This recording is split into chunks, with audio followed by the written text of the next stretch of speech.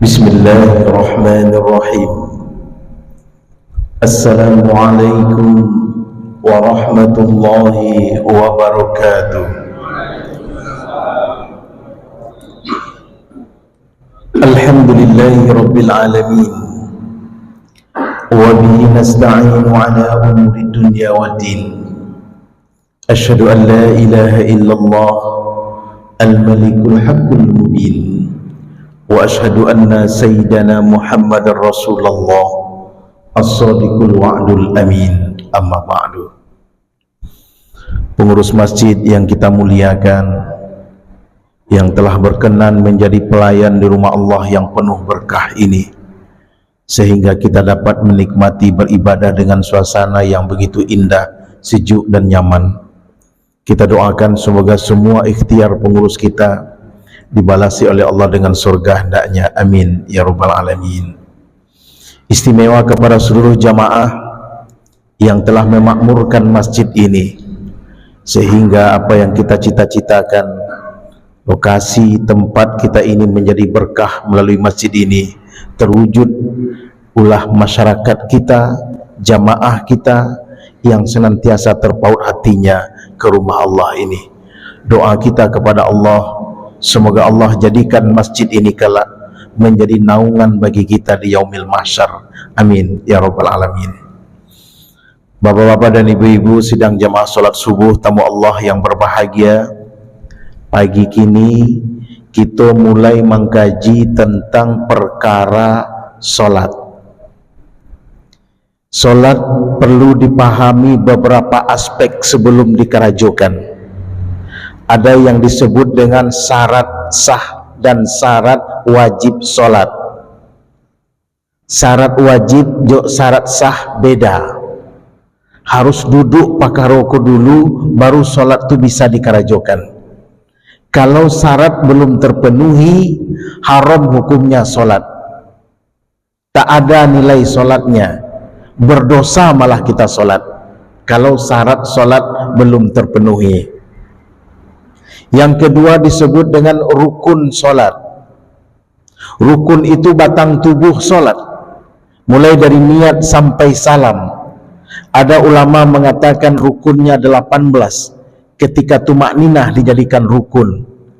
Ada mengatakan 13. Nah ini kan kita jelaskan nanti satu persatu. Rukun wajib dikerjakan, tidak boleh tidak. Ketika dia tertinggal, kita ingat, ulang, tutup dengan sujud sahwi nantinya. Nah, kemudian ada yang disebut dengan sunat solat.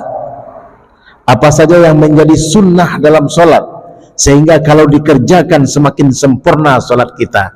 Tapi kalau tertinggal tak perlu diulang kembali. Itu sunat-sunat solat. Ada lagi yang disebut dengan makruh solat. Yang dilarang, tercela kalau kita kerajokan. Misal seseorang mulai sholat Allahu Akbar, nyepiciangan matanya sampai salam. Bakok miciang ibu sembayang supaya kusuk Pak Ustaz. Apa hukumnya memejamkan mata dalam sholat? Batalkah sholat? Tidak, makruh. Kemudian ada yang terakhir, hal-hal yang membatalkan sholat. Ndak sadar awak sembayang awak lah batal. Dek awak ndak tahu Pak. Maka 5 pakar rokok kan kita dudukkan sampai sudah nanti insya Allah. Nah, untuk itu pagi kini kita mulai mengkaji tentang syarat-syarat sholat. Syarat itu mesti di awal. Syarat sholat ada 2, ada syarat wajib, ada syarat sah. Beda syarat wajib. Syarat wajib itu apabila terpenuhi orang kolah wajib sembayang, kalau tidak sembayang berdosanya. Kalau lu nak dodo nyolai, sembayang jadi sunnah baginya. Ananda awak nang ketek kau lah wajib kah solat? Belum. Tapi tetap solat. Sah solatnya? Sah. Tapi kewajiban belum ada. Nah, ibu bapak, syarat wajib itu minimal 3. Pertama, dia wajib beragama Islam. Hanya orang Islam yang dikenai kewajiban solat. Ra'sul amr al-Islam. Pokok dari segala urusan kita Islam. Kalau bagaimanapun banyak amal seseorang, tapi kalau tidak didasari dengan akar keislaman, tidak ada nilai solatnya Pak, tidak ada nilai kebaikannya. Mungkin wak calik loh Pak, orang-orang non muslim membantu dunia, membantu masyarakat, negara-negara miskin, triliunan banyaknya. Adakah diterima amalnya? Tidak. Menurut kita umat Islam tidak. Adalah sahabat kita Pak yang non muslim, rajin puasa Senin Kamis, dan bahkan ada yang puasa Ramadan. Diterimakah ibadahnya? Tidak. Karena akarnya itu adalah Islam. Jadi orang kalau udah muslim, ada kewajiban sebagai muslim yang mesti dia kerjakan. Nah ini dia untuk yang pertama, hanya orang Islam lah yang wajib sholat. Kemarin ada seorang sopir taksi mengantarkan penumpangnya, terus di tengah jalan waktu azan masuk, sang sopir minta izin kepada penumpang, Pak izin sebentar, ambo pinggirkan motor, ambo sholat dulu. Rupanya yang diantarkan kok non muslim, nyambi video kan drivernya kok lagi sholat, nyekik lo sholat. Nah nyekik lo sholat. Nah dua orang lagi sholat, satu muslim satu non muslim. Mana yang diterima di Allah salatnya? Yang muslim. Yang tak muslim, tidak ada kewajiban bagi dia. Itu dia. Yang kedua, kita ringkas saja Bapak Ibu yang mulia. Ra'sul amru al-Islam. Kemudian wa imaduhu as-shalah. Jika pokok dasarnya adalah Islam, tiangnya adalah salat. Nah, solat kalau dikerjakan, insya Allah bangunan berlanjut. Tapi kalau solat tidak dikerjakan, muslimnya, kalau dibaratkan ya Pak, nyop sampai pondasi baru. Nyop cita-cita nak bangun rumah, tapi pondasi nanya sudahan baru. Wazirwatu sanamihi al-jihad. Kubahnya, puncaknya jihad. Tiga kewajib kita pahami Pak. Pondasi Islam, tiangnya solat, kemudian lotiang atau kubahnya adalah jihad. Nah, turun kita ke syarat kedua, syarat wajib. Orang Islam yang wajib sholat. Apakah seluruh orang Islam wajib sholat? Tidak. Orang Islam yang berakal. Jadi ada dibagi tiga Pak. Ada sobi namanya. Sobi itu anak ketek yang belum bisa membedakan ma yang baik, ma yang buruk, ma yang elok, ma yang tak elok. Diletakkan kayaknya dua batu kerekel cik, diletak lo korma cik, tahu dia mana korma mana kerekel, berarti itulah naik mumayyiz tuh. Tapi kalau tidak tahunya batu kerekel yang dia makan, kormanya buang, itu sobi Pak, anak kecil yang belum tahu apa-apa. Nah itu. Kemudian yang kedua naik levelnya mumayyiz. Mumayyiz itu apa? Anak ketek yang lah bisa membedakan yang baik, yang buruk, yang elok, yang tak elok. Tapi alun balik. Nah, lah bisanya lah taunya. Baso coro boruduk takako, sumbayang rukunnya modelko. Bahkan nyo banyaklah hafal Al-Qur'an. Tapi alun balik. Itu mumayyiz namanya. Nah, kadang anak aku Pak kau mumayyiz namanya. Usianya berapa? 7 tahun, 8 tahun misalnya. Andaikan dia sholat di depan di samping awak, anda kita kok Pak, tidak putus saf dia dong. Dan kalau bacaannya fasih, rukun-rukun sholatnya baik, boleh jadi imam Pak. Makanya bagi kita ada satu masjid Pak, dan di situ ada seorang tua kita yang selalu memperhatikan anak-anak Pak. Tapi memperhatikannya Pak dalam konteks yang kurang positif. Masuk masjid isi matunya kan anak langsung tajam matunya kan anak. Kasumbayang, tuh belakang, itu belakang. Tekan ceh anak-anaknya Pak. Nah, apa timbangnya? Buat ajak diskusi, bamang ko berang nak anak-anak go coba. Putus saf dia. Loh, kok bisa putus saf? Ini lun sunat lah. Tu ke dipereso ya anak-anak tu sedaya tu lah. Sunat nah, lun, awak sunat. Alun, belakang. Enggak Pak. Enggak ada itu. Dia belum sunat, sah. Kenapa? Karena yang penting najisnya enggak keluar. Ini kan banajis Pak. Nama najis. di kepala burungnya pak, apa najis lo sembayang kau cuma pak bawa sembayang kan je lampari pak do nak ada kejamban tak? Iyo, sepanjang tidak keluar tak najis dia. Kalaulah keluar baru jadi najis. Nah begitu pak. Iya anak kecil tu sah, tak putih jamaahnya pak. Kalau yang sobi anak ketik yang 2 tahun ke bawah tadi, lu bisa membedakan tadi lay, itu yo di bawah sembayang doa hanya tinggal sah tadi putih dia tu pak. Tapi kalau sekadang kondak istiqomah hanya di tempatnya. Nah itu anak mumayyiz namanya. Dia belum balik. Apa yang menjadi dasar dia sholat? Latihan, pendidikan, tarbiyah. Kalau dia berpahala ibadahnya untuk orang tuanya. Nah begitu. Muru auladakum bis sholah. Perintahkan anakmu sholat apabila usianya sudah 7 tahun. Oke. Yang ketiga naik levelnya sobi mumayyiz baligh. Nah, kalau baligh pak lah mukallafnya. Dibuka buku catatannya leh.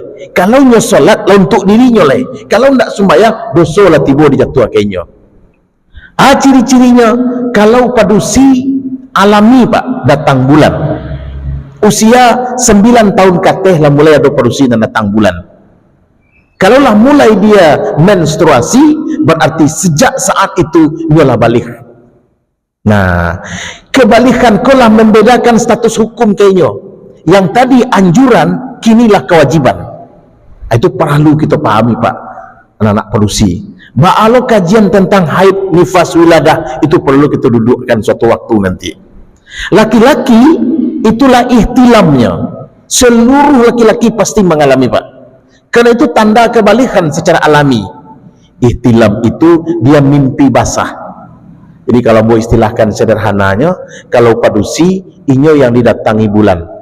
Kalau laki-laki, inyo yang mimpi ke bulan. Nah, itu bedanya pak. Berapa kisaran usia kalau laki-laki 3 balai sampai balai 5 balai tahun pak. Nah, itu baru. Terhadap yang model begitu, sholat wajib bagi dia. Nah, itu. Ada yang ketiga berakal. Berakal sudah. Yang ketiga yang berikutnya, oh ya berakal. Islam balik berakal. Berakal pak. Nah, izin. Ada orang lah beragama Islam, usianya lah balik, rupanya dan tiang kabelnya, stresnya, hilang akalnya. Yang semula wajib baginya sholat, gara-gara akalnya hilang, tidak ada kewajiban bagi dia. Jadi pak, di satu tempat, di satu masjid, pernah Abu merasakan kecemasan, sedang sholat sunat, masuk seseorang dengan nada kareh-kareh, membentak-bentak pak. Siapa coba camih lah muridnya. Rupanya orang kurang akal. Tapi nyoba balik ke masaji isatari. Nyo nak maulu di masyarakat kau banggalandang ke seksina. Tapi kalau ke masaji dan ngazan nyo tibo tari. Bagi orang yang baru datang terkaji dia pak. Ini nak kena pangan nak serang semayang. Nah, ini rajin ke masaji. Padahal itu tidak wajib bagi beliau. Nah, orang yang hilang akal ini pak, andaikan awak tidak pun gila, sedang model kuat tu pingsan awak, hilang akal awak. Sedang beruduk wak ketika itu langsung batal uduk waktu. Kita yang tidak gila sekalipun hilang akal sedang beruduk batal uduk wak. Nanti kita bahas itu pak. Nah oleh karena itu sesuai dengan hadis Nabi ada 3 orang yang boleh tidak solat. Raf'ul qalam an salasin, terangkat pena dari orang yang 3 kok. Saya kerajonya galak semelekat menceli apa. Pertama, anis sobi hatta yuballigho. Dari anak ketek kau sampai balik. Kalau alun balik lai, alun ada dosa lai. Anil majnun hatta yasiha. Orang gila sampai sehat. Sepanjangnya gila, tak ada kewajiban. Jadi bapak ibu kalau lah panik sembayang misalnya, ambil sepaket ke pak. Bosan sembayang malam tiap tiap pagi itu sembayang malam. Ambil sepaket ini kau insya-Allah terangkat kewajiban solat. Ya bu. Yang ketiga, anin naumi hatta yastaiqidha. Orang laluk sampai jago pak. Sedang laluk mengasi kerajonyo, atau aman tu pak, galak sama lekat menceliak itu. Jadi ibu kalau teragak juga bangun jiang, ambo sarankan sedang laluk salah. Aman itu ibu. Baik bapak, itu syarat yang mewajibkan seseorang sholat. Sekarang masuk syarat sahnya lagi. Allah wajib Allah. Tidak sah sholat kalau kau tidak dikerajokan.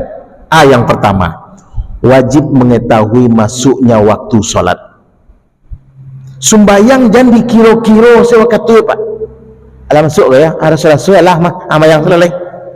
Ilmu pakai rasa-rasa untuk waktu solat tak sah. Kalau tak terdengar orang azan, tak ada beker di jam, tak ada terdengar suara alam, mungkin kok buruang lah bunyi, kok agai lah. Tuak cuba sesumayang lah rasa-rasa. Tak sah.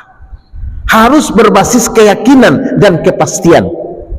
Makanya Pak, andai kita solat subuh, itu 2 fajar Pak. Fajar kazib mencogoknya pertama Pak, hilangnya balik. Di situ disunatkan azan. Ini subuh ke sunat azan 2 kali ke Pak, untuk menjagoan orang dulu. Beko muncul fajar sadik dan subhanallah nilai melintangnya Pak. Fajar itu cahaya yang mengawali keluarnya matahari. Keluarnya Pak. Lah muncul fajar tu, baru wajib sembahyang. Bara jaraknya sejam seperempat paling capek, sejam setengah paling lambat, tergantung wilayahnya Pak.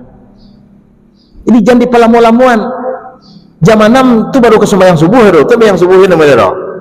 Jadi jam 6 semua tu. Kalaulah terbit matahari haram salat. Jadi waktu kok ada waktu wajib, ada waktu jaiz, ada waktu ikhtiar, ada waktu haram. Kalau wajibnya Pak, wajib tu bila jatuh wajib salat di awal waktu? Enggak, itu waktu sunnah. Wajib salat kau berdosa kalau nak sembahyang lai waktu labih kabih waktu lai ni nak sembahyang aja tu wajib lepas. Waktu ikhtiar ada pilihan dehnya. Nah, waktu jaiz ada tenggang di situ. Ada waktu haram. Kalau subuh Pak lah terbit matahari, haramnya sembahyang lai. Kecuali bagi orang lupa dan tertidur. Kalau orang lupa dan tertidur, silakan. Nabi pernah berpesan kepada Bilal, ya Bilal, jagoan besok subuh di barabui masjid Nabi, saya yang kabatanggang malam kau untuk mengawal waktu subuh. Saya ya Rasulullah, saya ya Rasulullah. Aku cakap Bilal, saya ya Rasulullah. Dia ambo yang bertanggang, ambo yang mengawal waktu subuh. Rupanya Bilal kata kalau lo sama-sama tak kalau kesiangan Nabi. Celakan kau Bilal, cakap Nabi. Talat salat subuh awak, nak jagoan kami dah masa awaknya ibu ya. Aku cakap Bilal, iya Rasulullah, Allah zat yang maha kuasa yang membuat abu tertidur sebagaimana engkau tertidur. Ayolah sembahyang alaihi Nabi. Dan harilah siang Nabi salat subuh. Jadi dengan alasan tertidur dan lupa boleh. Tapi Pak Ustaz, aduh Pak Ustaz, tiap hari saya tertidur ya Pak Ustaz. Tiap hari saya tertidur ke? Itu tidaklah masuk ada Pak. Tertidur itu sekali-kali, tidak tiap hari dah gitu. Kan lagi bisa kalau tertidur kau jam 8 yang subuh Pak Ustaz. Kalau tertidur lagi, biarlah mau ambil paket itu saya Pak Ustaz. Tidak.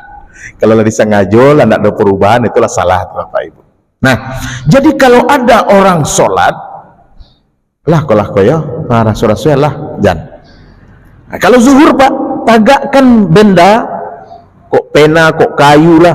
Kemudian lah hilang bayangan, berarti matahari tapek di kulminasi atas, hilang bayangan. Kemudian muncul bayangan sepenggalan. Ketika muncul bayangan sepenggalan itu, maka waktu zuhur sudah masuk.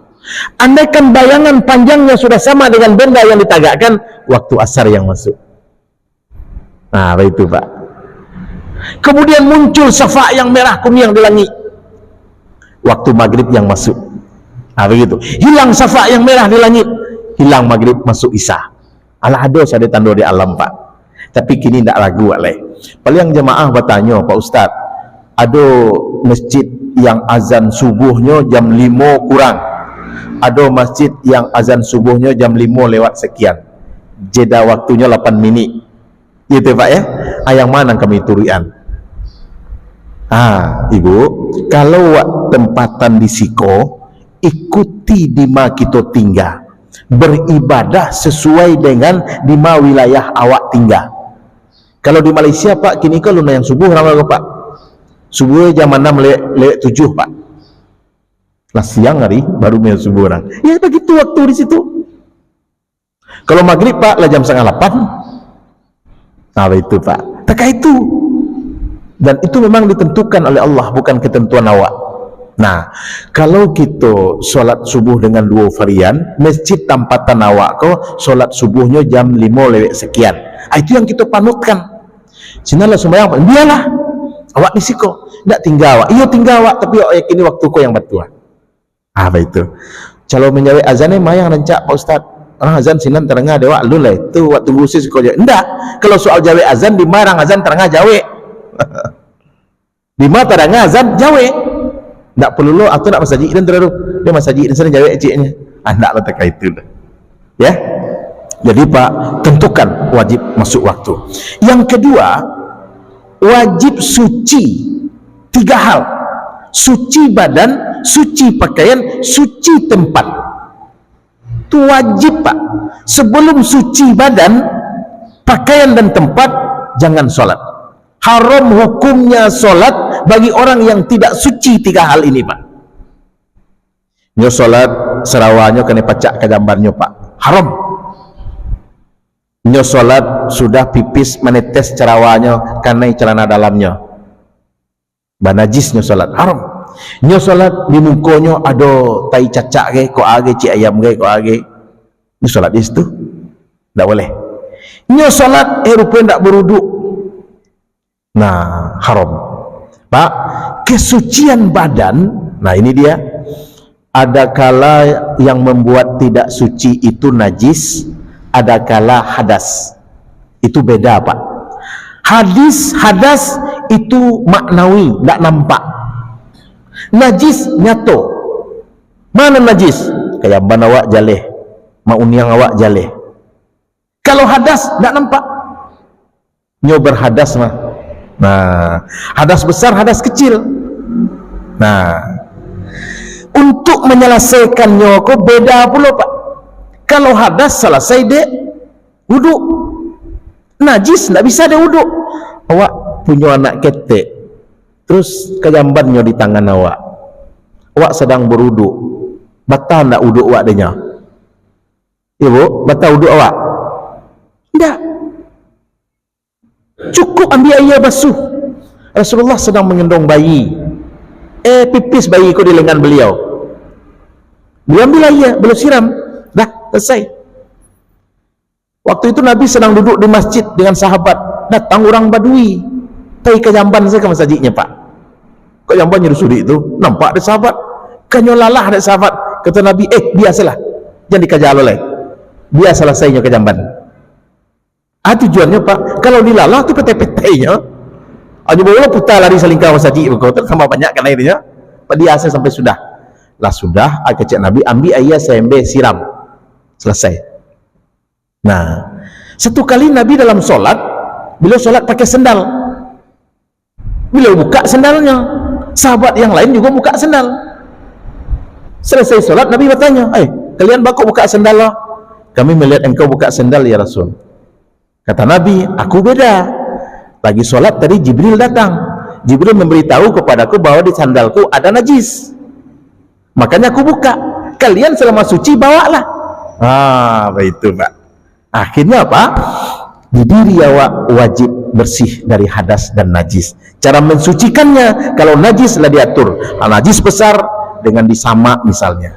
Ada dengan dicuci saja. Najis itu sampai hal yang perlu kita cari Pak.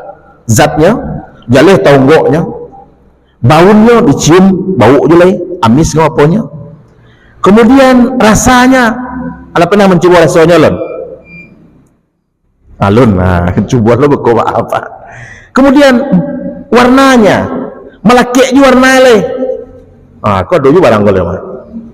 Itu. Ampe hal kau pedomani gitu Pak. Nah, hadas bisa selesai dengan wuduk. Itu makanya kecil orang Pak ganji-ganji asyik umat Islam kok. Lain basalah, lain yang kena berangan. Buang angin di belakang dan dicuci di muko. Itu makanya Pak, kalau kita mengkaji Islam dengan akal, tidak bertemu deh Pak. Hadas, buang angin kita, beruduk, selesai. Oke, pakaian Pak, ini juga mohon diperhatikan Pak. Pakaian kau tolong dilihat dari beberapa aspek. Pertama, kesuciannya. Kedua, kepantasannya. Ketiga, kewangiannya. Kesucian pastikan, Pak. Salah satu yang paling banyak manusia diazab dalam kuburnya adalah karena pipisnya. Makanya bapak ibu apalagi usia awak lada tempe puluh, Pak, itu klep tu mulai longgar, Pak. Pipis awak duduk misalnya tu tagak awak maniti ini. Apalagi nak pandai cara mabehan pipis kau bagi laki-laki ada sunnahnya, Pak. Bagaimana cara mensucinya, menyiramnya, bagaimana mendehemnya. Aduh, Pak.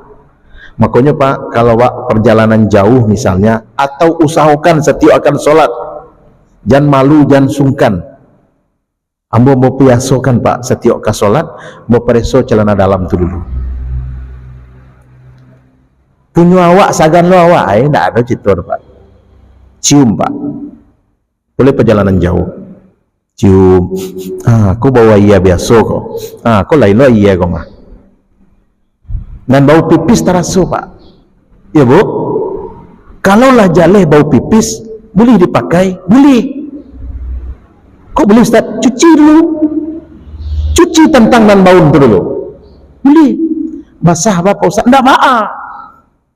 Kemarin, Pak, di satu masjid di Kampung Jua, jemaah bertanya, Pak Ustaz, ambo dalam perjalanan jauh, tahu-tahu ambo terjatuh, terselipnya di kamar mandi, dan tampik itu menajis, Ustaz. Basah sarawa ambo. Ambo yakin itu kena najis. Atau Ustaz, ambo bertanya ke Ustaz lain, kata Ustaz lain tu, Pak jamak saya Pak Kodo saya solat Pak Isyak gitu. Pak Kodo saya solat. Dia tak perlu sembahyang? Tak. Astagfirullah. Salah itu, Pak. Kalau celana najis, jaleh najisnya siram. Tak ada, Pak, basah. Yang tak boleh banajis. Basah, Pak Ustaz. Tak, Pak. Tak ada yang membuat pakaian waktu membatalkan solat basahnya. Sah. Bahkan misal ada fikih iftirodi andai-andai awak sedang dirampok di orang, nyelucuti semua pakaian, berarti lanjang lawak dia, Pak. Terus dicari waktu siso sajam, ada kampung sebelah 2 jam lagi ke situ, habis waktu hampir habis, awak tak apa pakaian, bah kira-kira sumbayang awak dalam kondisi telanjang tu, atau awak pergi ke kampung tetangga mencari baju? Solat dalam kondisi tak berpakaian, begitu wajibnya, Pak. Ambil daun dan nado, tutup yang wajib-wajib seketik. Kalau tak ada sama sekali, solat jangan dicari orang. Begitu kewajibannya, Ibu, ya. Jadi cubalah rumah, Bu. Ustaz boleh tekah kau aja, saja dicari orang saja. Tu. Alai kepantasannya dari segi berpakaian, Bapak Ibu. Ibu jangan baju lalok tu dibawa sembahyang. Kau baju subuh lalok semalam itu pakai sembahyang. Tak pantas, Pak. Itu baju aku dihisap di Allah, Pak. Ibu acuk balik baju tujuannya untuk pergi baralik, ya nak? Untuk hari raya, untuk acara iko dan itu. Ada nak diantar awak dan balik baju kau untuk dan pakai sembahyang? Dia rancak baju kau rancak dipakai sembahyang? Tak ada dah, Pak. Sehingga baal baju tu memang untuk pergi baralik sebenarnya. Pas musim baralik, musim acara, musim jalan-jalan, keluar baju rancak-rancak tu. Musim sembahyang, baju kada puas bawanya. Itu kepantasannya, Pak. Jadi awak juga itu, Pak. Alhamdulillah yang di masjid kau pakainya rancak-rancak saja, Pak. Alhamdulillah. Besok malu di akhirat, Pak, dia baju dan sembahyang menghadap Allah. Madok Pak Camat saya baju batik pilihan rancak awak pakai, Pak. Pak Camat tu nya ikut menghadap Allah, kepantasannya. Kemudian aromanya, jangan kesangi lo kawan di sebelah adanya baju dia deh. Masa minggu nak cuci bawa sembahyang orang pan yang sebelah adanya. Wak menghadap Allah, Allahu Jamil wa yuhibbul jamal. Allah itu indah, suka keindahan. Malaikat itu wangi, suka kewangian, Pak. Ini malaikat tu kan mencatat di sebelah awak. Bawa bau tupai itu menghilang malaikat katanya. Alah baju bau, angok bau lo. Ayalah sepaket barang kau. Tambah nak masuk ke dirinya, Pak. Nah, itu dari sisi aromanya. Perhatikan baik-baik, Pak. Alhamdulillah orang yang memperhatikan bajunya, memperhatikan pakaiannya salat, sanang Allah, sanang malaikatnya, Pak. Dan itu bagian dari kehormatan. Nah, tempat, tolong mohon, Pak, dipastikan tempat itu makanya, Pak, dianjurkan tidak solat di tempat, tidak tidur di tempat solat, dianjurkan. Kalau ke solat silakan di luar tempat solat. Kalau ke solat, kalau lo juga maaf, tidak tidur di tempat solat. Kalau ke tidur juga pastikan jangan sampai merang atau menelungkui. Nah, daripada itu keluar yeliu Pak. Yeliu aku dua model Pak. Ada yang hanya sekedar dari rongga mulut atau bening itu. Ada yang lahir paru naik ke teh Pak. Atau gak pakai itu. Kalau lahir paru naik ke teh, itulah najis Pak. Astagfirullah, kok baunya jangan ditanya oleh menyasak samui mati langsung ada itu. Anak kata-kata itu tak pakai solat lewat. Tak elok. Balo si sobi ko jangan dibawa ke masjid. Kok nyoka jamban PT-PT beko. Tak sah sampai sembayang karena najis. Apa itu? Jadi perhatikan elok-elok Pak. Jadi kalau ada nampak sesuatu Pak ambil salah. Bukan rapi Pak. Kok saya kan nampak binjek Pak ambil. Kok ada tai-tai cacak bagai buang. Okey, itu dari sisi kesucian anggota tubuh. Berikut Pak, menutup aurat. Aku ibu-ibu paling ngacok kanai ko Pak. Ibu ko Pak, ambo pastikan nyo baca min tu ketika kapai ke Malaga saja Pak. Ke masjid jarang ibu baca min. Tak Bu? Ada aja. Itu disediakan camin di belakang Pak. Bu, tujuannya ada untuk tujuan wajib. Pastikan jangan ada rambut ibu nang keluar. Untuk itu nomor satunya. Iko melapihan abunya nampak tempat tumbuh abu ko keluarnya pakai mukena tapi nampak iko keluar. Pangka tempat tumbuh rambut nampak. Sehingga nampak rambutnya. Salai rambut ibu keluar, rambut itu masih tertanam di akarnya, itu aurat. Lain hal rambut itu lapih dari badan. Rambut rontok Pak itu tak masalah. Tapi rambut yang masih tertanam di akarnya keluar salai. Di bagian siko ada orang keluar, di bagian latih ada orang keluar. Untuk itu kita baca min dalam solat Pak. Di samping calik jangan sampaikan yang kau tu bunda yang nomor 2. Itu lebih banyak tak tutui kaniangnya dek jilbab anak jilbab jo anak dek bukenanya. Kalau lebih separuh tak tutui, tak sah sujudnya. Itu ibu. Tak boleh. Ibu yang berkacamata juga hampir sampai penutup mukenanya ke alisnya. Itu batal sujudnya. Mohon ibu perhatikan itu. Minimal separuh jidat itu harus menempel ke tempat sujud. Kalau seperampek tak sah. Nah, kalau dapat sadunya terpecah ke tanah. Nah, ibu-ibu paling banyak karena di sini aurat tak buka dalam solat demi menutupi rambut. Kan yang Allah tak tutupi lagi. Itu pandai-pandai kita meletakkan. Ya Bu, ya mulai kini perhatikan ibu. Izin ibunda orang yang luar biasa. Dipilih di Allah sampai solat subuh kemari. Solat subuhan tak sah. Mukasyah Bapak Ibu. Mukasyah. Selesai seorang solat di sebelahnya nyata gua. Lah baralah mau engkau solat kau. Lampe 10 tahun. Sampai 10 tahun solat model kau. Iyo. Akecek ukasyah. Kalau engkau mati dalam kondisi solat takah kau, engkau bukan umat Muhammad. Astagfirullah.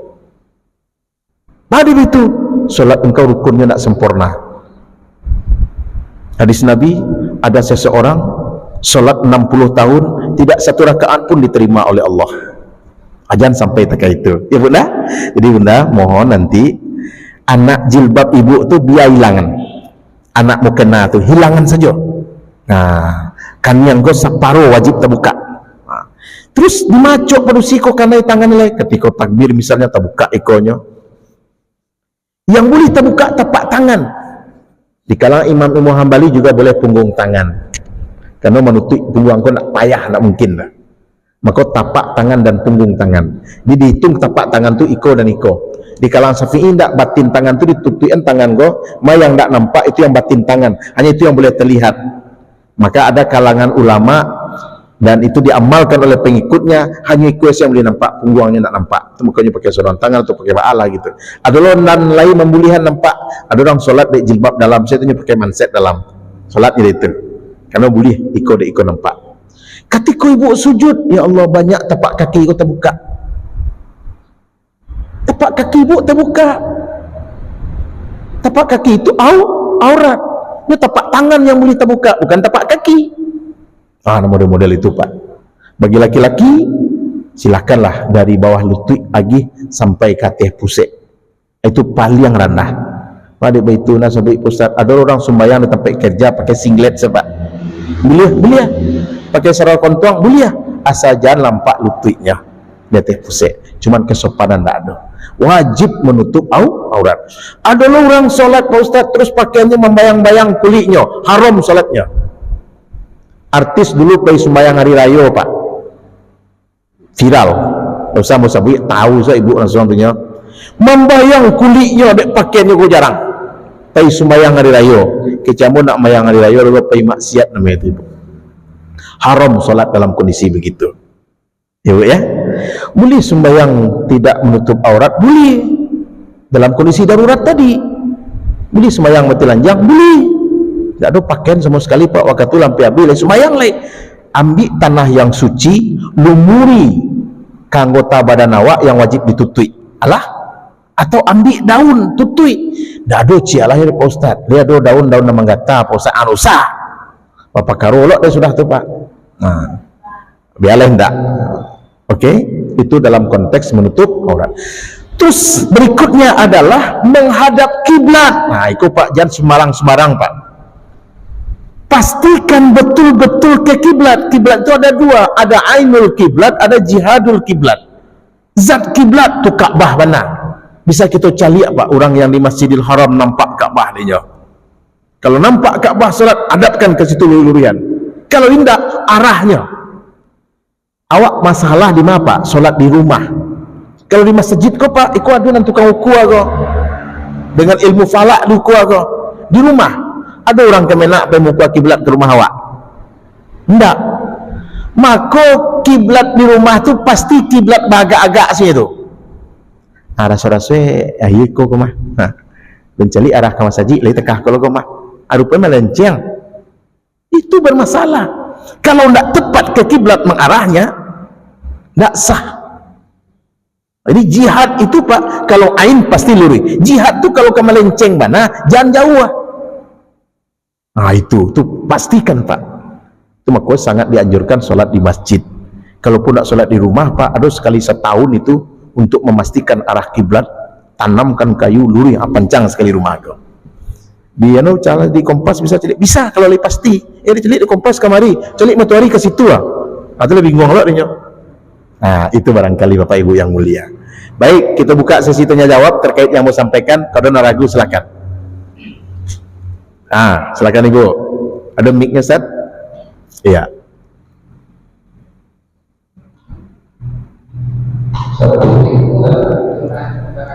Waalaikumsalam warahmatullahi wabarakatuh.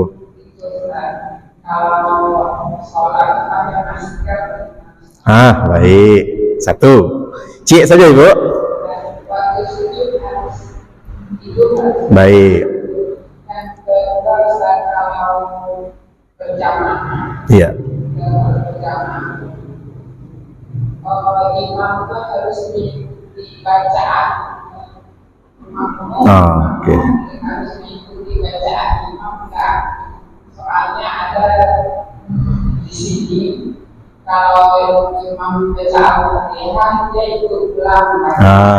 Yang kedua kalau imam baca ayat dia lebih hafal dari imam. Dulu siapnya dari imam. Iya. Dulu siapnya dari imam. Baik. Ada dua pertanyaan. Waalaikumsalam. Pertama, ketika sujud, haruskah hidung kita tercecah ke tanah? Umirtu an asjuda ala sabati a'zamin. Aku diperintahkan, kata Rasulullah, ketika sujud di atas 7 tulangku. 7 tulang itu mana? Mulai dari atas, kening, dan Rasulullah menunjuk hidung. Terus 2 tangan, 3. Terus 2 lutut, 5. Terus 2 ujung kaki di belakang, 5 tambah 2 itu 7. Sekarang apakah wajib hidung itu tercecah? Tidak. Ulama mengatakan hidung tercecah itu sunnah. Tapi sempurna sujud apabila kening dan hidung tercecah. Di momen COVID kemarin, mayoritas awak solat pakai masker. Di saat itu hidung tak tercacah. Dan kadang pun tidak ada pakai masker, awak kan yang selalu utamakan, hidung enggak. Kadang pun awak menganggap tampek kau banyak debunya, sengaja nak cacah hidung awak. Kan itu? Maka mencacahkan hidung dalam sujud hukumnya sunnah. Ya Bu ya? Tapi sempurna sujud salah satunya karena tercacahnya hidung. Ambil paket itu, ambil paket sempurna. Jadi yang langkok itu kaniang dan hidung tak cacah. Andaikan hidung tak tercacah, sah. Itu Pak. Itu jumhur ulama sepakat begitu. Ya Bu? Kaniang ke Pak, kaniang ko wajib separohnya. Tu jumhur ulama sepakat. Separohnya minimal, kok dapat sadonya. Kalau hidung boleh lai, boleh enggak. Okay. Yang kedua Ustaz, bacaan makmum apakah bacaan imam? Adalah makmum yang santiang pada imam bacaannya, hafal pada imam kemulainya lah sudah. Ketika itu. Nah Pak, ada bacaan wajib, ada bacaan sunat. Terkait perkara bacaan makmum dan bacaan imam, 3 pendapat ulama. Imam Abu Hanifah mengatakan bacaan imam adalah bacaan makmum. Kalau imam sudah baca, makmum tak perlu baca. Itu Imam Abu Hanifah, imam paling tua. Kemudian ada lagi pendapat kedua, Imam Malik. Imam Malik mengatakan kalau bacaan imam terdengar oleh makmum, maka makmum tak perlu baca. Tapi kalau tak terdengar oleh makmum bacaan imam, wajib makmum membaca. Contoh, ketika imam solatnya 4, ada 2 yang dijahar, 2 yang disir. Yang tak terdengar, makmum wajib membaca. Itu kata Imam Maliki. Imam Syafi'i tidak. Bacaan imam untuk imam, bacaan makmum untuk makmum. Awak wajib membaca. Ya Bu ya? Imam baca Al-Fatihah. Aku Pak imam yang pintar. Imam alhamdulillah bagus tadi. Kamu mencermati. Ketika imam membaca Fatihah, kita mendengarkan. Kita menghayati, mentadaburi. Kapan kita membaca Fatihah sebagai makmum? Seketika imam selesai membaca. Sunnah bagi makmum, bagi imam, siap dia membaca waladhdallin amin, dia berhenti sejenak. Tadi beliau berhenti. Ketika beliau berhenti membaca Fatihah, pas selesai beliau baca ayat. Kau hebat kau. Berarti imamnya alim kau. Ya kan? Supaya jangan ketika imam sedang membaca ayat, wak berpacu lo baca Fatihah. Kemudian apabila imam sudah membaca ayat, awak hafal dia awak. Tuak membaca lo, jangan mendengar kita. Membaca, mendengarkan itu adalah perintah. Mendengar bacaan imam, tak perlu baca. Ya Bu ya? Walaupun hafal dia awak. Gitu Bapak Ibu yang mulia. Jadi ada 3 pendapat di situ. Yang dipakai, ambo memakai yang Imam Syafi'i. Ketika imam membaca Fatihah, ambo baca lo. Itu makanya Pak ada 2 versi membaca Al-Fatihah ke Pak. Membaca setelah imam membaca, auzubillahi minasyaitonirrajim. Membaca ta'awuz itu sunat Pak. Setiap awal rakaat baca ta'awuz. Bismillahirrahmanirrahim. Imam jeda sejenak. Bismillahirrahmanirrahim. Alhamdulillahi rabbil alamin. Alhamdulillahi rabbil alamin. Ar-Rahmanir-Rahim. Ini jeda-jedakan. Ketika jeda tu awak baca. Gitu. Paling para bunyi buku pusat ketika ghairil maghdubi alaihim waladdallin. Amin. Awak harus membaca amin bersama imam. Balik di ketika ghairil maghdubi alaihim, itu mungkin di situ agak capek seketik membacanya. Karena kamu membaca amin bersama imam. Itu salah satu Pak cara membaca Al-Fatihah. Kalau imam cepat Pak, Bismillahirrahmanirrahim. Alhamdulillahi rabbil alamin arrahmanirrahim. Dia baca panjang atau tidak ada jeda-jeda. Awak membacanya setelah amin. Makanya imam berhenti sejenak, jalan suang. Begitu. Itu caranya Bu ya. Ketika imam baca ayat, awak hafal Pak Ustaz. Awak baca dulu Pak. Enggak, dengarkan. Di hati silahkan. Ya Bu, pernah Rasulullah menegur sahabat. Nabi lagi baca ayat, sahabat, kau bapak culo baca. Kata Nabi, bakok bahasa yang ada baca ayat. Dengarkan. Nah, begitu. Sudah Bu, terjawab ya Bu? Baik. Ibu sekolah silakan.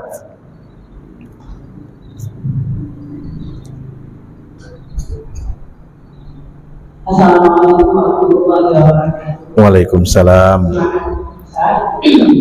Yang ini saya tanyakan yang pertama, penentuan keselamatan. Selama ini saya bersama berang terus saya juga dari sekolah. Baik. Kalau kita terhitung satu kalau ruku, iya, iya, tuh. Saya tapi kan dia juga berbuat yang sebenarnya seperti apa. Yang pertama. Nah, yang kedua, saat imam membaca Al-Fatihah, kalau kita tahu artinya, kalau tadi kita itu tahu artinya. Artinya yang kita ikuti, bukan bacanya. Karena bacanya kalau kita baca terganggu oleh orang lain, kan terganggu gitu bangsa. Nah, yang ketiga, masalah pakaian tadi, Pak. Iya. Pakaian itu kan kalau laki-laki memang, kalau perempuan kan dia pakai makanan. Iya. Pakai elbow. Jadi kalau di dalamnya kita pakai masker bersih, tapi makanan kita juga suci, bagaimana? Baik, baik. Dan yang terakhir, Pak Ustaz, kita sebut dengan ini, kita ragam begitu beragam, ada yang berwarna-warni, ada yang tak berwarna. Baik. Saya juga pernah dengar itu kita tak boleh memakai pakaian. Bagaimana yang saya? Baik, baik, baik. Ada 4. Salam. Pertama, ketinggalan rakaat. Beliau dari awal dapat ilmunya bahwa sebelum imam bangkit dari ruku, saat itu beliau bergabung bersama imam jadi makmum. Dia masbuk sebelumnya. Dia dapati imam dalam kondisi ruku, dia dapat berkata itu. Dia sempat ruku bersama imam dan bangkit. Apakah itu dapat 1 rakaat? Itu dapat 1 rakaat. Ruku itu rakaat. Rakaat, yurki'u, ruku'an, ruku. Itu sama dengan rakaat. Jadi selama imam dapat ruku, kita dapat 1 rakaat. Itu udah benar. Dari awal ibu dari posisi yang benar. Cuman ada kendala Pak di situ. Orang nampak imam rukuknya bakajar. Kadang tak pas baca takbir dan niatnya untuk mengajar rukuk tadi. Ada situ yang luar biasa kesalahannya Pak. Lu kajar cepet tu. Supaya cepet dapat rukuk loh. Cepet. Tak boleh. Walaupun dari rumah awak telat, tak boleh bakajar-kajar, tak boleh bersasak-sasak. Apa boleh balai lari ke masjid. Kau duduk bakajar. Imam ke rukuk. Imam salah rukuk kayak tidak. Lai kalau batua takbir niatnya, tak. Kalau itu nan salah, habis sembahyang sudah sekali. Jadi, satu catatannya, ketika imam masih ruku, kita dapati imam sedang ruku, belum i'tidal dia, kita dapat 1 rakaat. Tapi kalau sudah kembali dari ruku, habis kesempatan dapat 1 rakaat. Itu benar 1. Ya Bu? Yang kedua, dalam hal membaca arti Al-Fatihah saat imam membaca Fatihah. Tuh. Kalau ibu ingin khusyuk, itu salah satu teori metodanya itu pahami ayat yang kita baca. Memahami itu dengan artinya. Ya Bu ya? Segala puji bagi Allah. Ya Allah, ya Tuhan, Engkau memiliki segala pujian. Pahami arti dan makna. Makna dan arti berbeda. Arti letterlek, makna yang di dalamnya. Di dalam arti itu apa maknanya? Itu kita lakukan saat sholat rancak bana. Imam membaca dalam teks Arab, awak memahami dalam bahasa Indonesia. Tapi jangan disebut dengan lidah. Batal sembahyang dia. Alhamdulillahirabbil alamin. Segala puji balik bagimu ya Allah. Dia sebut di lidahnya. Langsung batal sembahyang. Di hati, kusuk dia.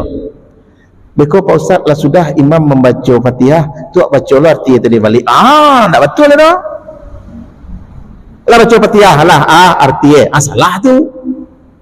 Tetap yang dipandang itu lafaz Arabnya. Tapi membaca arti saat imam membaca Fatihah, mantap ibu.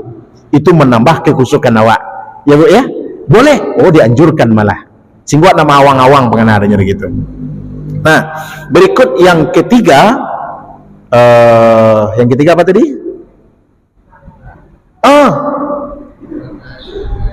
Masalah tilakuang di dalamnya ada pakaian. Ya bu ya? Ibu. Yang jangan nampak di orang.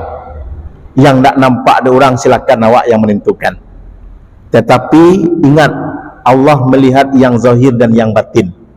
Jangan sampai yang lah jaleh baju lah 3 hari terpasang, terpakai, terletak, tergantung, itu pakai sembahyang. Itu tak rancak di mata Allah. Di mata orang banyak tak nampak. Mungkin hanya rancak, tapi di dalamnya tidak.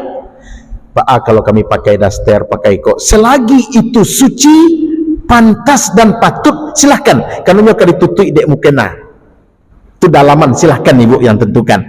Asal tidak masuk kategori yang tadi nyo lah lamo, lah keringe, lah baun, indak manakah lah dibuka, jangankan Tuhan laki sama leh menceli misal model-model begitu. Berarti kepatutannya ndak ada ibu. Selagi masih patut dan pantas, silahkan tutup dengan mukena. Itu boleh ibu, ndak ada masalah. Itu awak yang menentukan. Kalau patut go, ndak. Kau bago kalau patut diparkirkan go, bukan patut dipakai leh. Itu. Kemudian warna, Ustaz, ada lo arahan agar tidak pakai warna-warna yang mencolok. Betul ibu. Jangan pakai warna orang tak kusuk deh yo. Ni baju ibu ke warna le. Pangana orang ke warna yang mungkin awak sele. Sumbayang orang takana takbir atakana mungkin sampai salam imalanya bali di ibu nanti kah ku rancak benar ke warna yang wajib. Ya bu ya, disunnahkan pakai warna putih. Kurban saja Pak, jawi kurban lah pernah kita sabui, ada jawi warna hitam, ada merah, ada putih. Yang sunnah kita lebih apa? Yang putih.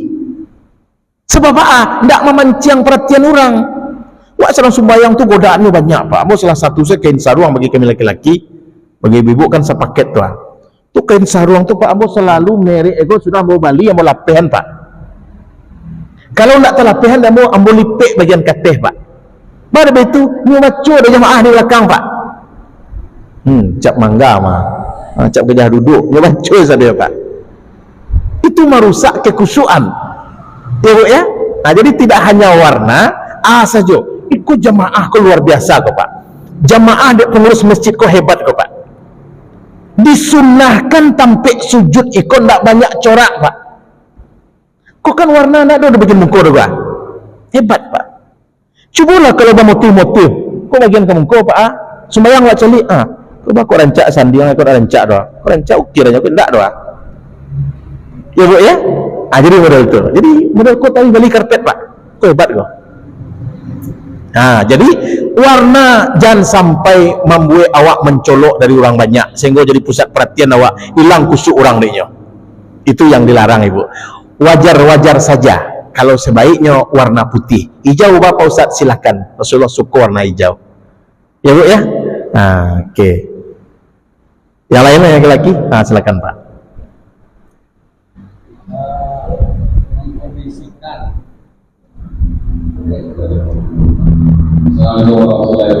Waalaikumsalam. Itu suasana masuk. Iya. Jadi ketika mahan sampai saat azan itu terjadi ada nama azan kita lain. Terdengar. Yang mana yang harus ikuti? Karena tempat itu. Iya, baik. Baik. Kedua, ketika orang bergerak dan itu waktu salat sudah masuk. Awak akan boleh melakukan untuk solat di kendaraan. Kendaraan itu arahnya kan belok-belok. Apakah itu bisa? Baik, kalau melenceng dari kajian awal tapi tidak apa. Pertama dikaitkan antara suara azan dengan saat kita kababuko. Masjid ujung lah terengah azan, masjid wa alun lai. Dan mana ke kita kajian gua. Sementara disunatkan berbuka itu disegerakan kan gitu. Lah Pak Ibu. Kalau wak di satu kawasan kota Padang misalnya, ambo yakin tentang waktunya sama. Cuman barangkali di masjid wago imamnya atau muazin wak yang biasa azan sedang mauduk baru. Dia tak lambe. Bukan berarti waktu ulun masuk leh, cuman dia inyo tak lambe azan. Di tempat lain on time-nya ada on time, ada in time. On time itu dia datang sebelum, in time itu tepat di waktu itu. In time-nya tang azan sekali. Kalau di tempat awak ndak, inyo lah mupuluh sekolah semangkuk atau barunya azan. Kalau tempat ambo yo Pak, muazinnya nyepuluh sekolah semangkuk lo, baru azan. Awak menunggu inyo aja. Aru kowe sudah alasan awal sudah tu Pak. Anak kata-kata itu maya didanga. Kalau lain dalam satu kawasan yang durasi waktunya sama, dengar langsung sekali, tak mesti tempat awak dah. Kalau dinamika macam-macam tadi Pak, ada nanti lambe, ada nyoba buka lo dulu. Awak lah dapat kudian selain itu, hilang kesempatan awak berbuka tepat pada waktunya. Itu ya Pak. Ini tak mesti yang di masjid tempat awak dah. Tinggal Pak ingat salah, Ustaz, tadi Ustaz tak lambe azan, nah di situ lah azan, mengapa Ustaz? Jalehan. Itu baik. Terus yang kedua, ketika kita lagi perjalanan, boleh tayamum? Pak izin, tayamum itu apabila tidak ada air. Di pesawat itu banyak air Pak. Kamu kalau sholat di pesawat, kamu tidak tayamum Pak. Kamu bawa air dengan satu botol aqua itu lebih-lebih ya. Di kamar mandi juga bisa, di toilet juga bisa. Tidak boleh sembarang tayamum Pak. Tayamum itu betul-betul tidak ada air. Malah ketika kita sudah sholat dengan tayamum, tahu-tahu sampai di kampung yang ada air Pak, ulang sholat lagi Pak. Itu mana wajibnya. Ini jangan dipermudah-mudah soal tayamum dulu. Yang kedua kata beliau soal dalam perjalanan, awak sholat tapi maduin tak kama-kama, ya Pak. Nah, Rasulullah SAW ketika beliau sholat sunat, beliau di atas ontanya. Ketika sholat wajib, beliau turun. Sholat sunat di atas onta, sholat wajib beliau turun. Jadi wajib menghadap kiblat. Nah, Ustaz, awak tidak mengendalikan Ustaz, pesawat kok tidak mungkin lo parkir ke wapi sumayang saya naik dia. Terkait itu Pak. Kalaulah diyakini tidak memungkinkan kita mengarah ke kiblat saat sholat, Pak, kemanapun kita sholat itu adalah kiblat dalam kondisi darurat, dibolehkan selagi memungkinkan, pastikan ke arah kiblat madoknya. Perjalanan dengan bis Pak sopir di malam zuhur Sinan, ayo berhenti, bisa dikendalikan. Selama tidak bisa dalam kendalian awak, silahkan ke masuk madok buliah Pak. Itu ya Pak ya. Baiklah, jam 7:30 hari ada ulai. Lin apa? Silakan masih ada Pak yang bertanya, silakan.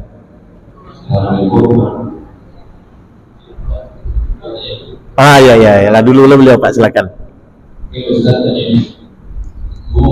Baik Pak. Boleh tak awal pada sholat dengan berjemaah? Setiap itu mungkin tempat takbir ikuti sama sholat. Masbuk tanpa takbir. Oke, baik.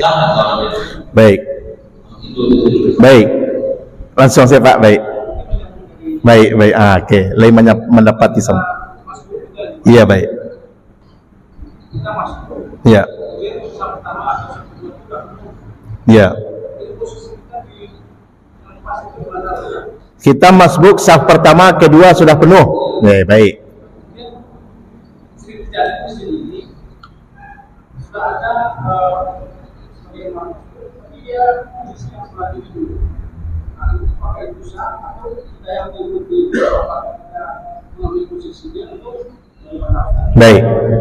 Baik. Pertama, Ibu siap. Ibu ini li ya. Saya satu. Ibu mau bertanya langsung? Silakan. Nanti sekali jawab aja. Ini banyak pertanyaanku bagus kok Pak. Ya.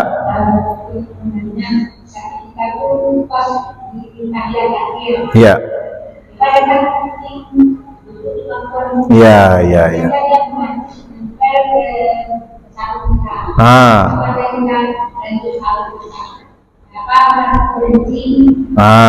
Itu bagus. Soal kucing ini memang masalah nih Bu, apalagi kucing-kucing yang bulunya tebal. nyo pipis basah bulu itu tuh bu, nyo berjalan layak di lantai dia tuh. Kadang nyo pangku dewak serang sembahyang, kadang mungkin nak bulu tebal tapi di belakang itu tempat kotornya itu menempel najisnya, kan itu. Baik, pertama dulu Pak, bagaimana hukumnya kita mengqadha salat dengan berjamaah, ya Pak ya? Nah, tanya Bocie, apakah sama-sama tinggal jamaah salat wa orang sebanyak tuh? Kan biasanya beda-beda Pak, tio awak pasti ada kasus awak mungkin dulu acok tinggal sembahyang zuhur tu jemaah lain kau yang zuhur nanti tinggal enggak, maka qadha salat itu sebaiknya sendiri awak nan tahu kewajiban awak, utang awak. Tapi misalnya sama-sama tinggal sekampung tu salat zuhur misalnya lah, pasti sama tinggal sedolahnya awak qadha salat awak dan tinggal dulu lah, boleh. Contoh dalam perjalanan tadi Rasulullah telah ambil solat subuh, beliau tidak mengqadha itu, dia langsung solat, ya Pak. Nah, kalau misal awak yang berkasus seorang, ada satu tempat di Kota Padang, contoh di Bungui Pak. Di Bungui itu kalau bulan Ramadan Pak, sudah solat zuhur sama-sama itu. Solat ahli kau mengqadha solat dulu Ustaz. Lah pasti tinggal. Raso-raso ya Pak Ustaz. Kalau raso-raso enggak, ini nanti bayi itu nambah utang. Ndak utang angri bayi ya. Itu tradisi Pak. Itu jangan. Jadi kalau bisa awak nan tahu mengqadha salat itu apakah mesti di waktunya. Contoh dulu tinggal zuhur dulu ayah. Enggak. Selagi ada kemampuan membayar kapan waktu, bayar. Enggak mesti lo tunggu subuh lo, bayang subuh tinggal dulu. Itu di subuh lo bayar. Enggak. Kapan awak bisa membayar? Bayar. Kalau ditunggu lo subuh lo aja lo tinggal amat tiap bekau jalan subuh ketiba. Utang awak jadi itu ya Pak Ibu. Jadi seafdolnya tidak perlu berjamaah karena orang beda-beda kasus. Lain hal kalau kasusnya sama, wak sama-sama zuhur tinggal dulu nah, jamaah wak mau ngajinya, boleh, tidak ada soal. Itu satu. Yang kedua, ada orang dek mengajar, orang masbuk langsung sesujud tanpa takbir, batallah solatnya. Niat takbir itu wajib. Niat dan takbir itu kata Imam Syafi'i wajib serentak. Allahu Akbar. Lah sudah awak takbir, lipet tangan, sujud awak le. Jangan langsung saya baru tiba langsung saya sujud sekali. Berarti solat awak tidak ada iftitah, tidak ada dimulainya. Batal solatnya, tidak sah itu. Ya, jadi wajib takbir. Andaikan awak terkaja satu rakaat, tetap takbir dengan tenang. Allahu Akbar. Ketika takbir imam bangkit, ya sudah, tidak dapat serakaat. Jangan dipasuan. Itu. Berikut soal masbuk. Panuh saf pertama, pindah saf kedua. Laki-laki sebelah kanan panuhan dulu. Padusi sebelah kiri, yang menyelisihi. Nah, andai panuh saf pertama, pindah saf kedua. Kalau ada yang kosong, awak ambil seorang, tak sah Pak. Tak sah jamaahnya. Jangan tergelinci awak seorang. Aduh sudik cik lagi kosong tu. Masih bisa awak isi. Kalau awak masjid contoh Pak ya, masjid-masjid besar, bercalik di masjid raya itu. Apa yang kau juang mengajar saf, awak tak kajian tak dapat jamaah rukuk, habislah siko selesai. Akhirnya saf kedua lun penuh, orang ramai isi saf ketiga, tak boleh Pak. Kecuali ada tiang yang membatasi. Tiang kau Pak, kalau misalkan tak awak kau Pak, tiang awak kan lapang kiri kanan kau. Ketika Jumat, kalau diisi saja dalam kau tak mungkin, jamaah banyak harus diisi di luar tiang guys, segala macam. Kalau misalnya jamaahnya tidak banyak, terus jangan sampai ada tiang di antara awak. Tiang kedua versinya Pak, ada yang mengatakan makruh solat di antara tiang, ada yang mengatakan mutlak tak sah jamaahnya apabila dibatasi di tiang, apabila jamaahnya tidak ramai. Ya Pak ya, terputus saf.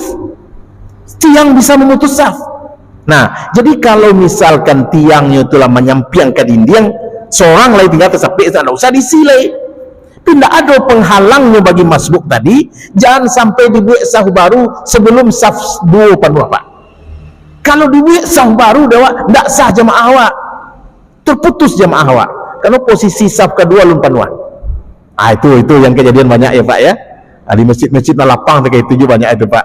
Duk malihnya mengajar kau juang atau nyata kerja ingin dapat rakaat imam ayo isi nomor 3 cepet dibuat gitu. Itu tidak sah itu. Ya Pak Ibu. Ibu yang terakhir pertanyaannya tadi perkara kucing. Kucing kok Bapak tidak dianjurkan memeliharanya. Sayang ke kucing boleh. Ya Bu ya. Jangan dikira ketika itu Nabi mengecekan peliharalah kucing, sahabat memelihara kucing. Indah. Memelihara kucing tu banyak haknya Pak. Yang paling berbahaya berisiko bocah lihat. Ambo pun juga pernah memelihara kucing. Kini banyak kucing di rumah. Petang Jumaat beranak le kucing 3 anak aja Pak. Beranak ditumpukan baju ambo Pak. Kucing Anggora yang bulu tabah tu nak cok mau perhatikan. Sudahnya pipinya korek-korek, pindahlah basah pipi seko kakinya. Dia berjalan mau jadi malakek ke lantai. Awak ke sumbayang terpijak dah awak bernajis kaki awak langsung. Awak sedang sumbayang dia pindah ke sajadah awak bernajis langsung. Nyo masuk ke pangkuan awak. Ke petang Pak kucing yang sudah beranak tu di mana duduk sini melihat darahnya Pak. Cuci coba. Nah, kalaulah pasti bernajis kapakaian awak saat awak solat, tak bisa lanjutkan solat, berhenti solat. Lain hal apabila barang itu bisa dilapehan. Bisa dilapehan. Ambo solat pakai ko Pak. Menunggu kucing. Mau letakkan saya. Nabi sendalnya kena najis sebelum solat beliau tidak tahu. Ketika diberitahu oleh Jibril, beliau buka sendalnya. Terus beliau lanjutkan solatnya, tidak mengulang. Kenapa? Barang kok bisa dilapehan. Tapi kalau tidak bisa dilapehan, laki kakin sarung yang mau kena, putuskan solatnya karena sudah bernajis. Apa itu Pak? Anak ketik menekuk kawa, sedang menekuk-nekuknya ke jamban. Kalau misalkan bisa jadah, ibu melangkah, tinggalkan sajadah itu. Atau ibu, kok sajadah awak kok? Kucing situ, kena najis, pindahan. Kalau kiri kanannya penuh, kalau tidak ibu melangkah ke tempat yang tidak bernajis. Habis itu caranya ibu. Kalau barang itu melakek di badan, wajib putuskan solatnya kalau lah bernajis. Kalau tidak melakek di badan, lapehan. Solat tetap dilanjutkan. Begitu. Ya, itu saja dulu Bapak Ibu. Mantap. Ini tidak bosan yang lain? Lainlah, mantap. Silakan Pak. Ya kan kalau melakukan gerakan 3 kali dalam sholat. Iya. Jadi satu kita itu melakukan 3 kali gerakan. Apakah kalau sholat kita yang namanya putus? Oke, baik. Awak sholat berjamaah. Kawan sebelah tidak berilmu. Dia boleh menggaruk 3 kali takah kuah. Menggaruk boleh Pak. 1000 kali nan awak ada Pak. Tapi kalau model-model kok gerakan yang banyak 3 kali dengan anggota yang besar. Kalau 3 kali bergerak itu Pak, langsung batal sholat awak. Terus awak di sebelahnya Pak Ustaz, batu putih awak. Enggak, sepanjangnya naknya tinggalkan saf itu.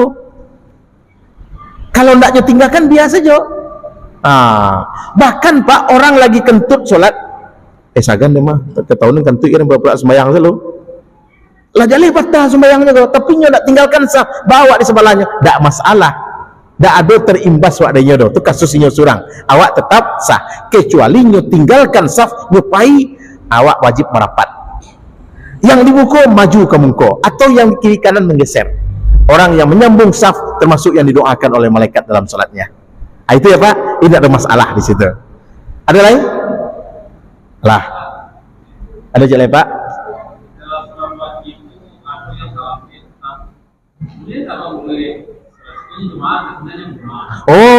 Diharamkan 2 jamaah dalam satu tempat Pak. Tidak boleh. Tidak boleh ada 2 imam di satu tempat. Harus gabung kepada imam yang pertama Pak. Tidak boleh. Kau imam lo, imam lo, Allahu Akbar di sini. Tidak boleh. Hanya satu imam gabung. Lah. Besok lah, bulan besok pertanyaan lah. Lebih banyak maaf wabillahi taufiq wal hidayah. Wassalamualaikum warahmatullahi wabarakatuh.